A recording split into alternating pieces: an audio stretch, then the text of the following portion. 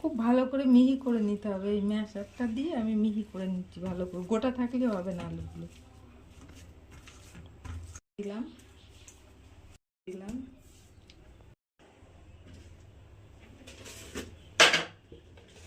একটু স্বাদের জন্য সামান্য গুড় দিলাম।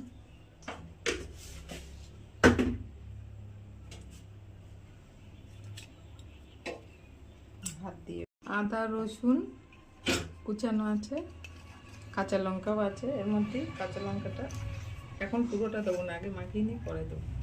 এর মধ্যে মাখিয়ে নিচ্ছি ভালো করে, মধ্যে জল লাগবে না, এই আলুটা দিয়েই ভালো করে মাখানো হয়ে যাবে। বাড়িতে গোটা রয়েছে সাদা তেল,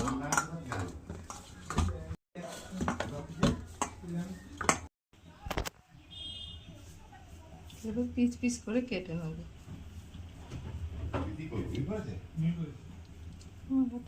কেটে নেব, এত লম্বা থাকবে না, ছোট করে নেব। আমার ইচ্ছা মতো পিস করছি, আপনারা আপনাদের ইচ্ছা মতো এই শেপটা দেবেন, বরফির মতোও দিতে পারেন। হয়ে গেছে,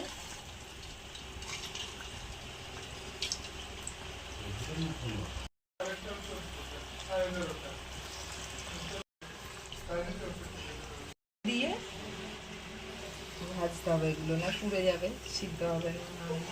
আলুটা সিদ্ধ করায় হয়ে গেছে। এটা বিকালবেলা চায়ের সাথেও ভালো লাগবে, ডাল ভাতের সাথেও ভালো লাগবে। আর যদি মনে করেন আপনারা সস দিয়ে খাবেন সেটাও ঠিক আছে।